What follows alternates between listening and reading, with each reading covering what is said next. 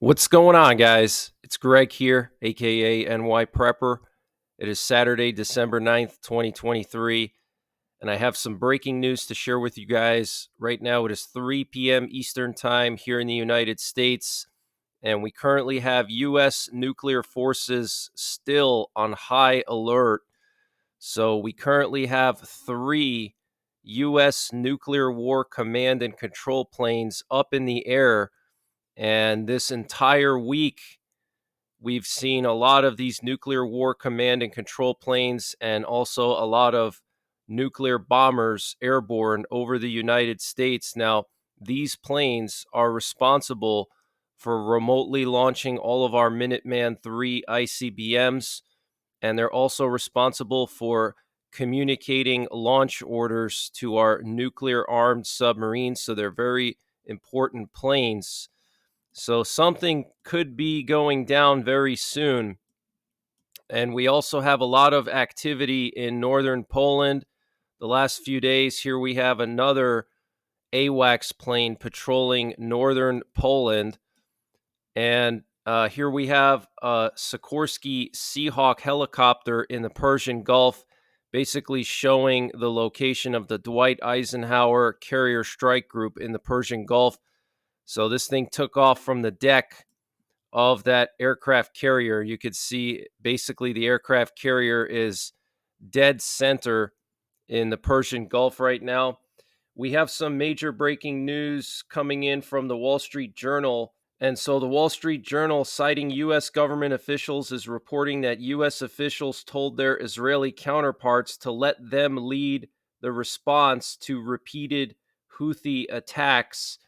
The United States wants to handle the response to ensure the conflict between Israel and Hamas does not expand. So, this is some pretty serious news. And what's interesting is that Netanyahu apparently told Biden and the German Chancellor Olaf Scholz that Israel would take action against the Houthis if the U.S. does not. And this was stated by the Israeli National Security Advisor Hanegbi, and he is saying that that's what Netanyahu told Biden and Schultz, that if the U.S. doesn't take action against the Houthis, Israel will do it. And the Israeli National Security Advisor also said what Yemen is doing is a naval blockade on Israel. So, this is a serious situation for Israel, because it's not so much that, these ships are getting attacked all the time, but now Yemen is threatening to stop all ships from coming into Israel. So that's essentially a blockade, and Israel's not going to allow that. So Israel's basically telling Biden and Schultz, listen, we're not going to allow these freaking Houthis to blockade us, and if you don't do something about it, we will. And the U.S. Department of Defense stated that the rate of attacks against the U.S. military in Iraq and Syria has increased by 45% in the last 3 weeks. 45% increase in the last 3 weeks, okay?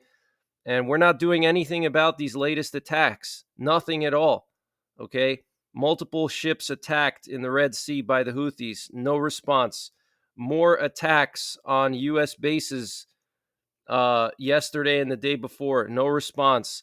Multiple mortars and artillery shells possibly fired at the embassy in Baghdad. No response. Okay. Now, there are rumors that the U.S. is coordinating some kind of a response to the Houthis with allies, but we'll wait and see if that actually happens. And a spokesman for the Yemen military said, we announce a ban on the passage of ships heading to Israel if food and medicine does not enter the Gaza Strip. So they're going to ban the passage of all ships heading to Israel. Okay. That's huge. That's basically a blockade. And the Iranian foreign minister had some chilling words to say yesterday. He said that it's possible that a quote unquote explosion will occur in the region that cannot be controlled. So I don't know what he means by that. Is he talking about a nuclear explosion? Is he talking about an escalation into a major war. So things are really heating up, guys. And then, of course, we have the threat of terror attacks here in the United States. The FBI director said a few days ago at a Senate hearing that he hasn't seen this level of terror threats in his entire career, and he categorized it as bad as before 9/11. We have one of the EU commissioners saying that there's a huge risk of terrorism in Europe. So get prepared, guys. Okay, be on high alert if you're going to be going to crowded areas and big cities and mass gatherings. Okay, any obvious terror target you should try to avoid. Okay, large groups of people densely packed into a small area are terror targets because they can, affect a large amount of people because everybody's packed into a small area. So avoid like parades, New Year's events. Okay, and we have Hanukkah right now ongoing. So just be on high alert, guys. Know where your exits are. Be aware of your surroundings. Use your peripheral vision. Don't use tunnel vision. Use peripheral vision, and try to locate cover and concealment anywhere you go. We have some footage coming out from the Philippine Coast Guard showing Chinese Coast Guard ships using water cannons to prevent 3 vessels of the Philippine Bureau of Fisheries and Aquatic Resources to provide oil and grocery supplies to over 30 Filipino fishing vessels near the Bajo de Masinloc Shoal in the West Philippine Sea, also known as the Scarborough Shoal. So these are 3 Philippine uh, government fishing bureau vessels that were trying to provide oil and food supplies to 30 Filipino fishing vessels, and they got attacked by Chinese Coast Guard ships with water cannons. This is huge, guys. Look at this. I mean, this is like an act of war. This is insane, guys. And what is our government doing about this? Zero. Just like they're doing nothing about the Houthis and the attacks on our bases, the attacks on our embassy, all these terror attacks. Nothing is being done.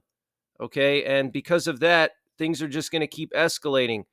Venezuela is going to attack Guyana soon. We haven't done anything to show our support for Guyana. We did one flyover, big deal. Okay, we should position warships off the coast of Venezuela. Okay, they're threatening our oil companies. They're giving our oil companies 90 days to leave from Guyana. Okay, these are legal concessions that Guyana gave to ExxonMobil to explore for oil off their coast. And Venezuela's threatening our oil companies and saying, you have 90 days to leave or else we're going to take force. And what's our government doing about it? Nothing. Okay, we should be putting destroyers right now over there off the coast of Guyana and tell Maduro, the leader of Venezuela, listen, if you make any moves, we're going to annihilate you. Okay, with our Tomahawks, with our F-18s. It wouldn't take much, guys. Venezuela is not a really powerful country as far as militaries go. Okay, they don't have a huge military. I mean, we could completely devastate their entire military in one sortie with a few F-16s, okay, and a few Tomahawk missiles. That's all it would take, but we're doing nothing about it, and because of that, things are going to continue to get worse and worse around the world. Unfortunately, we're going to see more war fronts opening up. We're going to see terrorist attacks. It's just going to keep getting worse and worse, okay? And the Chinese military said on Wednesday that its warplanes shadowed a U.S. Navy P-8 Poseidon surveillance aircraft as it flew over the Taiwan Strait. So the Chinese military is now shadowing our surveillance planes that are flying in international waters. And what are we doing about it? Nothing. And this update was sponsored by My Patriot Supply. Guys, they have brought back their 25% discount on their 3-month emergency food supply. And to get the discount, you have to use the link preparewithnyprepper.com. and the link is in the description below this video. And this 3-month emergency food supply has a 25-year shelf life, and it's all contained within 6 rugged, watertight buckets. So it doesn't take up a lot of space. Pretty much anyone can find the space in their home to fit 6 buckets, and it'll cover you for 3 months. And it's a variety of food: lunches, breakfasts, dinners, drinks, snacks, free shipping included, 25% off their normal price. Use the link preparewithnyprepper.com to get the discount. They also have a 2-week emergency food supply, which is excellent for outdoorsmen or people who go vehicle camping. You don't have to worry about rotating anything. You don't have to worry about your preps going bad. Just store this stuff in a temperature stable location, not too cold, not too hot, stable throughout the year, and it will last 25 years. They also have a general store. If you click the My Patriot Supply logo at the top of the page when you get to preparewithnyprepper.com, it'll take you to their general store where they have everything you can imagine, from potassium iodide to water filters, solar generators, solar panels, survival seeds, fire starters, anything you can imagine, it's all there. So use the link preparewithnyprepper.com to get 25% off of the My Patriot Supply 3-month freeze-dried food supply. And the link is in the description below this video. The Biden administration has used its emergency powers today to bypass congressional approval in order to allow for the immediate sale of over 14,000 120 millimeter tank shells to Israel, worth over $100 million. And the Biden administration is asking Congress to approve the sale of 45,000 shells for Israel's Merkava tanks for use in its offensive against Hamas in Gaza, according to a U.S. official. 45,000 shells they want to give to Israel, and they just approved an emergency sale of 14,000 shells. Okay, guys, 45,000 tank shells, you don't need that many to deal with a bunch of bandits hiding out in tunnels, okay? They're preparing for a wider war with Hezbollah and potentially Iran and the Iranian militants and multiple other threats to Israel. That's what they're giving Israel all these shells for. You don't need 45,000 tank shells to deal with a bunch of terrorists living in tunnels, okay? So something's going on behind the scenes that we don't know about.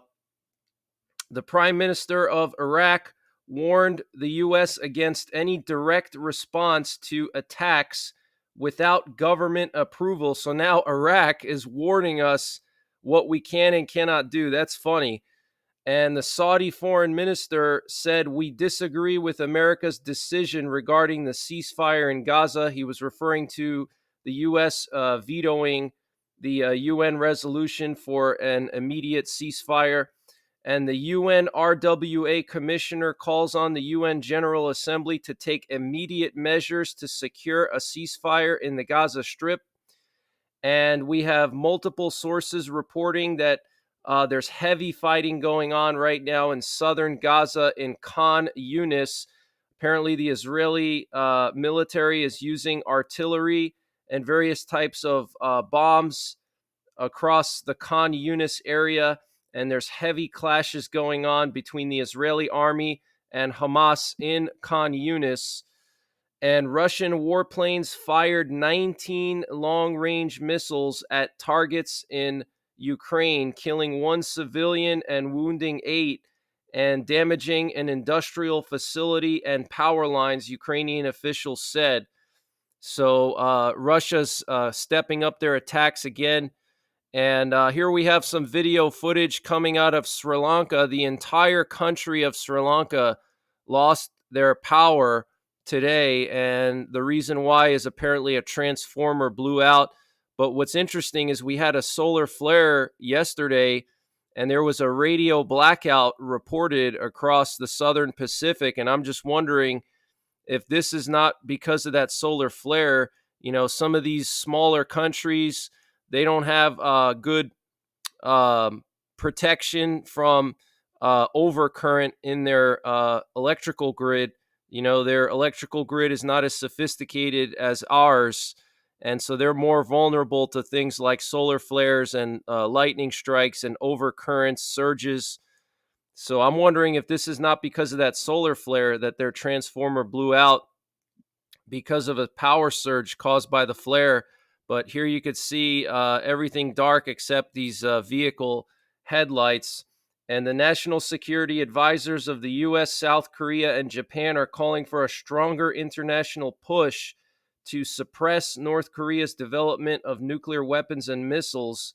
U.S. National Security Advisor Jake Sullivan said Washington, Seoul, and Tokyo are working on initiatives to respond to ballistic missiles launched by North Korea. And they had a big meeting, all the national security advisors from the U.S., South Korea, and Japan. They all met. And, a few days ago, it was confirmed by another U.S. military general that they're going to be placing a land-based missile system in the Asia Pacific region that's capable of intercepting ballistic missiles. And I think they're referring to that ground based mobile launcher that can fire both the SM3, I think they are, the Aegis missiles, and it can also fire Tomahawk missiles as well. And they can position this thing anywhere because it's mobile. And the SM3 or SM6, I don't remember the exact type of missile, but it's a missile interceptor used by the Aegis system, and it can intercept ballistic missiles. Okay. So, they wouldn't be putting that in the region unless there's a serious threat from North Korea. Okay. So things are escalating around the world, guys. And we have a weather situation developing in the Northeast. New York City and a lot of the big eastern cities are going to get several inches of rain and high winds, especially coastal New England and Long Island and New Jersey area. They're going to get damaging winds, gusts up to 60 miles per hour, at least 2 to 3 inches of rain Sunday through Monday, urban flooding. And here you can see a map from the National Weather Service, and you can see the Northeast is all lit up in green, which represent flood watches. You can see basically Eastern PA, Eastern Maryland, Delaware, all of New Jersey, Southern New York, all of Connecticut, all of Massachusetts, Southern Vermont and New Hampshire, and Southern Maine, all under flood watches. And there's also high wind watches in Cape Cod. They have a high wind watch for all of Cape Cod, the entire Cape Cod Peninsula. Gusts up to 60 miles per hour, guys. That's like a small hurricane. So that's the latest breaking news that I have. I will be back tonight with more breaking news. I'm going to be doing a live stream. So I'll see you guys then. Take care. God bless. And don't forget the 3 Ps: prepare, practice, and persevere.